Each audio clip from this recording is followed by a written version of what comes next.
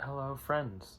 Welcome to another episode of Black Metal and Brews, a pre-recorded edition, because we're trying to get back to doing more of them like the classic way.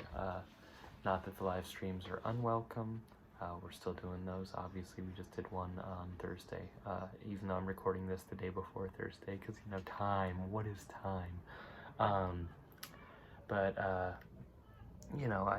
thought this would be a fun thing to do, share a beer and a tape with you. And of course my water is behind. This is what happens when I prepare poorly, which is always. So tonight we're gonna listen to a really nice tape and we're gonna drink a nice beer. I hope the beer's nice. And if it's not, I guess it's my problem. You don't have to drink the beer. I guess I don't have to. I can pour it out, but it's probably gonna be good. Tonight's tape is Solar Temple. It's called Rays of Brilliance. And it's a beautiful, beautiful tape, Dutch black metal on Herasis Novia Magi. I'm sure I'm not pronouncing that right, but look at this cardstock. I feel like I'm gonna have a one of those American Psycho moment about the cardstock this is on or whatever. Like, look at that, it's beautiful. You can kind of see. I have number 111 out of 150. I don't even fucking remember what year I got this. 2016? I don't know. 2017. This was like one of their earlier releases from the label, and it's still one of my favorites. But I mean, everything on the label fucking rips. Look, you know when your tape's got like a sword as its like little sidebar on the J card, you know you're fucking set. Hell yeah. This is just one song, but it's a long song, so we'll dive right in and then we'll open a beer, huh? Why don't we do that?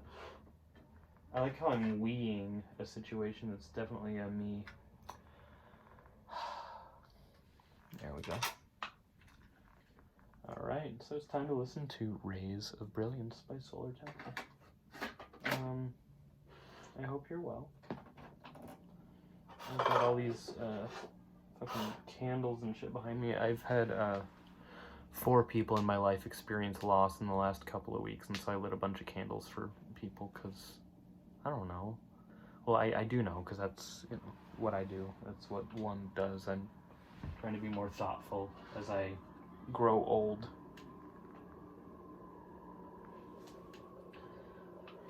Tonight's beer is going to be Surf Breeze from Oxbow Brewing Company.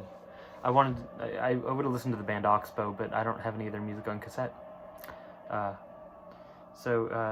This is a Farmhouse ale with cranberry, sea salt, and citrus. It sounded nice. Sounded like kind of like a last touch of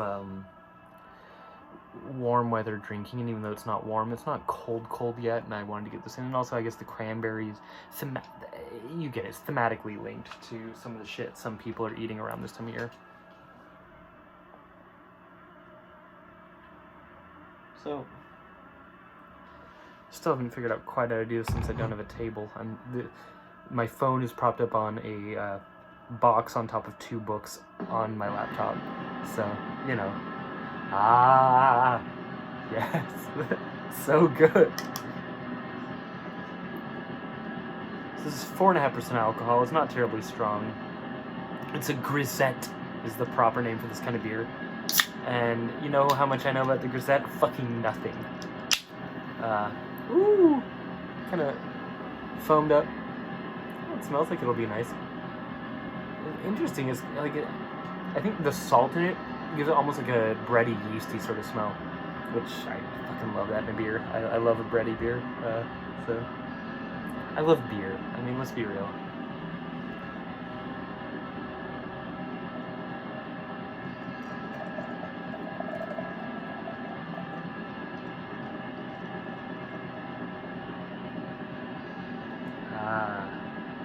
Look at that. That is beautiful. Beautiful, beautiful, beautiful. This was recommended to me and sold to me by our friends at Beer Street in Brooklyn. They're in Bushwick. Yeah, Bushwick. Good stuff.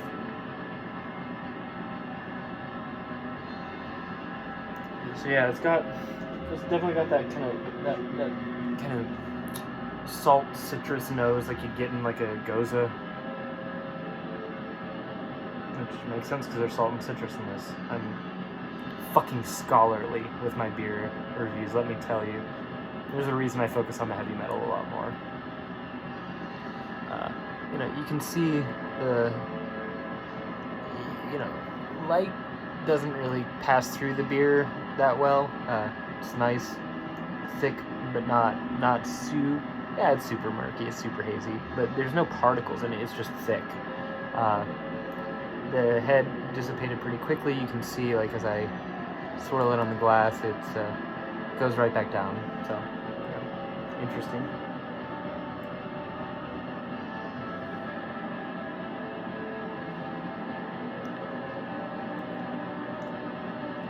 Huh.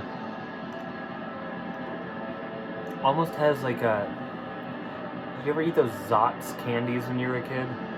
That sort of like tingle, like it's not like the super sour candies like Warheads or Pop Rocks or any of that like explosion on your tongue, but it has almost just like a little Rice Krispie-esque crackle.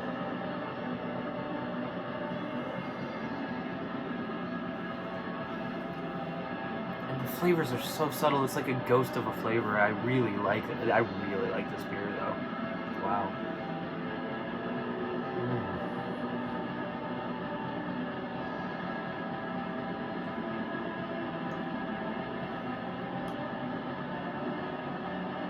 Yeah, that's really fucking tasty. The fruit is especially light, but it doesn't taste like an absence of fruit. Yeah, you can tell it's not sugary fruit. It's kind of like in the way like if you get one of those like fucking, you know, like LaCroix type things maybe, where it's not sweet but you know there was fruit somewhere in the process maybe. You can tell I don't drink a lot of LaCroix. Maybe I'm super fucking wrong. I like that half my review of everything so far is I'm probably wrong, but here's what I think. Real authoritative. Real, we're inspiring confidence in our professional brand here.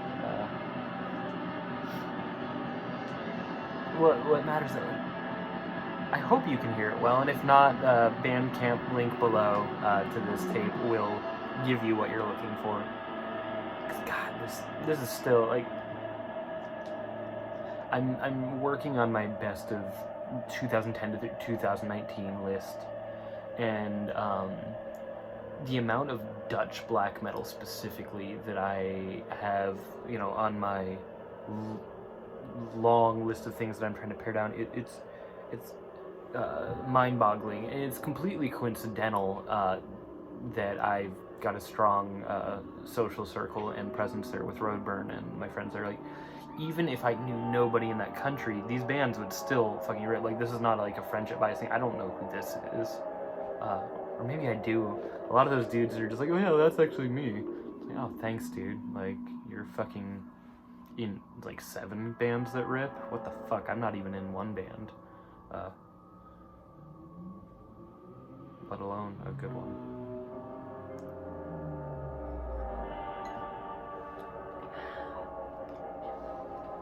That space, that use of,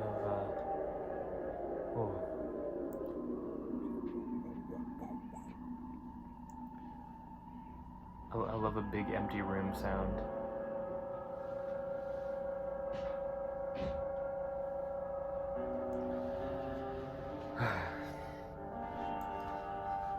I don't know, man. There's so much good Dutch black metal. Do you have a favorite Dutch black metal album?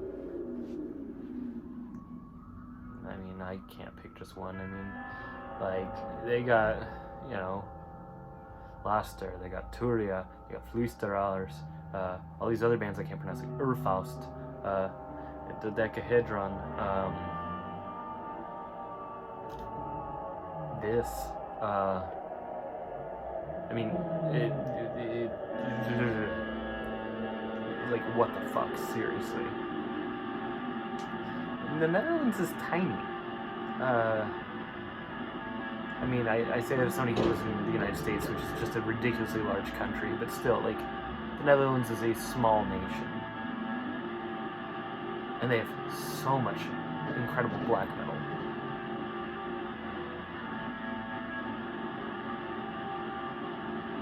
One day I'll like just spend like a year there or something and just go to 1 million black metal shows.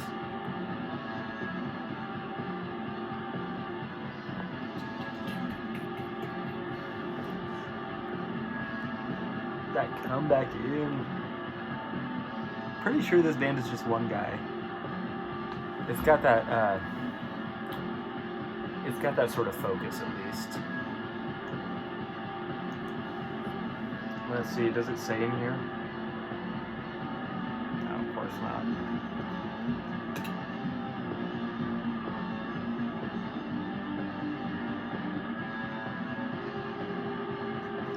But it does have the lyrics.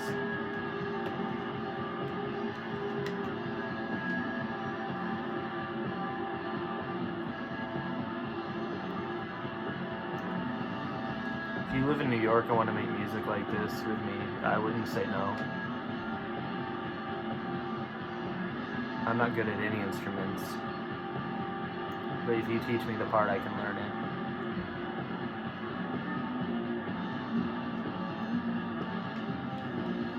Wow.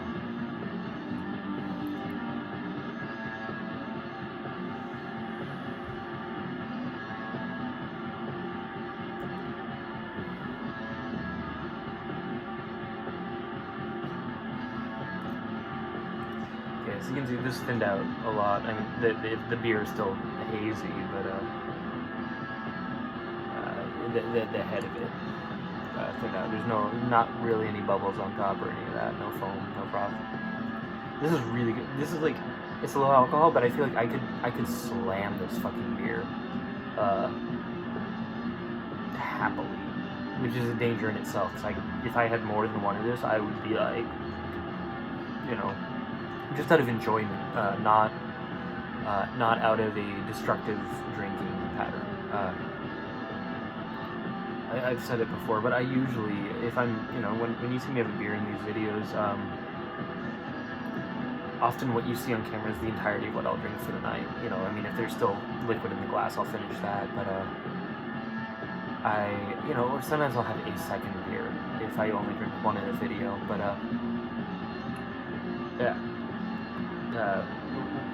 We practice moderation at Black Metal and Brews. I think it's really important to acknowledge that beer is a treat, and treats aren't fun when you live off them. Like, you go to the candy shop and get, I don't know, what do people like? I like gummy worms.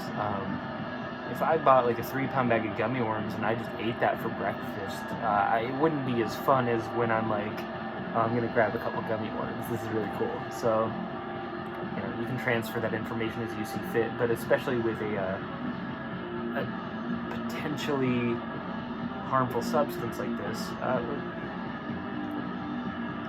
when I talk about being able to crush multiples, it's flavor, not inebriation. And yeah, no, I mean, if you struggle with that, for one, I hope you feel that you can reach out to me or someone you love and know, because alcoholism and other addictions are real and dangerous, but not insurmountable. There's always hope. You know, I've had the darkest fucking year of my life, and there's hope.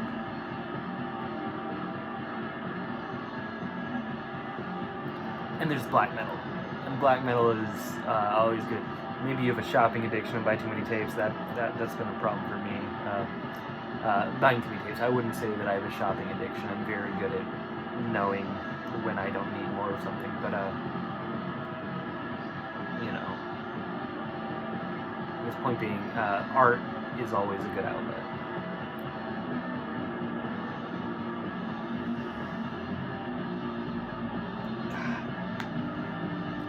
That is just fucking hypnotic and forceful, and like, it's like assertive and vicious, but super melodic. I like when bands feel like a clenched fist, but aren't just like macho brutality. Like, I think, like, you know, in terms of bands that aren't from the Netherlands, because I gotta throw a little credit here, like, when you, like a Brooklyn band, Vilcasis, whatever, Mike Rakovic's solo project. Fucking furious music, and it's beautiful. This is hitting that sort of, I mean, they don't sound similar, but that same concept. I want more bands that are aggressively melodic. Maybe you, dear viewer, will start one.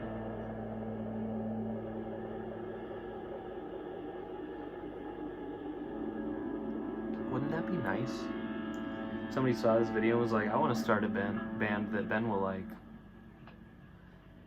I mean, I hope that you'll like starting that band too, otherwise you shouldn't fucking do it.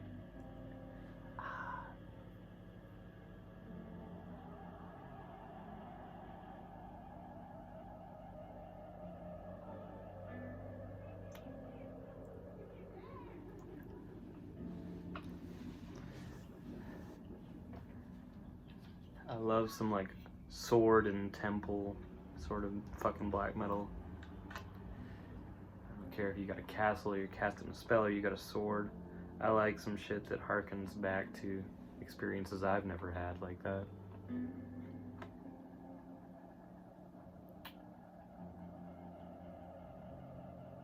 Really hate that I see myself while I film these. Really wish there was a way where I could just know it's filming and worry about the appearance after the fact.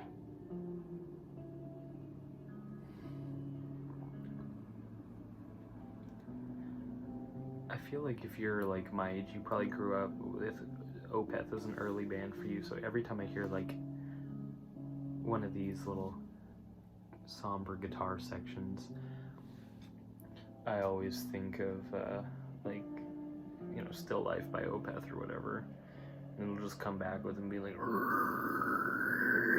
you know, like the fucking thing he does. Did. I guess Opeth doesn't do as much of that anymore, which we don't talk shit on new Opeth here.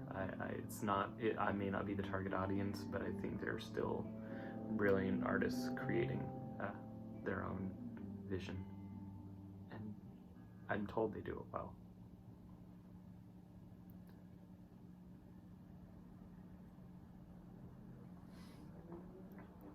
But you know, when I do my live streams, they go on for 2 hours and shit or more. So I thought it would be really nice to have an exercise in brevity here and let you enjoy this quick, you know, experience with me. I mean, these videos used to be like 8 minutes long. I wouldn't even finish a fucking side of a tape. Call it stage fright, call it whatever. I'm not any more comfortable with myself. I'm just care less now. You know, I'm certainly not old, but the older I get, the less I really worry about shit like that. Like, if you're gonna watch it, you're gonna watch it, and if you're not, you're not. And an extra minute or two isn't gonna hurt me, or an extra 30 or 40 minutes. Jesus fucking Christ, right? Anyway, I have many more beers that I would like to share with you soon. I have many more tapes, too many tapes. Maybe we'll listen to some tapes again soon.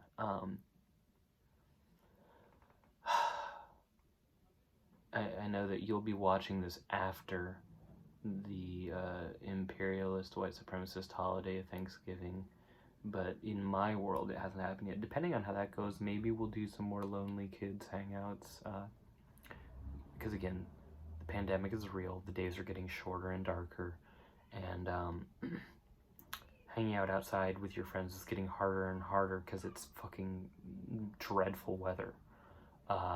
So maybe we'll resume some more hangouts. I've got some interviews I'm working on scheduling. Nothing in terms of time or date, excuse me, has been confirmed yet. But I've got a couple really cool musicians I want to talk to who seem interested in speaking with me. Anyway, thank you for being here. It's it really means a lot to me if you're watching this at the 20-minute mark. You know, you've made a commitment of your time, and your time is appreciated. It means a lot to me, truly. If you are not already following me on social media, there are links below. I have a Patreon account that basically covers the cost of my beer money, and sometimes more. I'm a disabled person. I'd love if Patreon could cover more than that, but you know, I realize this is a niche thing, and I have no delusion that I'll be making a living off of YouTube and writing. You know, not until I decide to become, like, I don't know, a lifestyle blogger. I keep joking about that.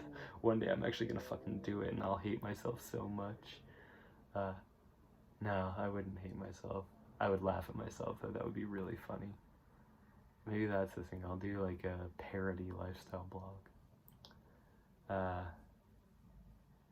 Just gotta learn some DIY household projects and come up with a few stories about recipes that I have to share with y'all. You know, it'll be real fun. Anyway, I'm droning on now. The tape has ended, and I hope that you enjoyed what you could hear. Again, Bandcamp links below. That's going to be a lot more interesting than what I'm sharing and saying. I'm Ben, you're you, and I'm so glad you are. And this has been Black Metal and Brews. I'll be seeing you again real soon. Cheers.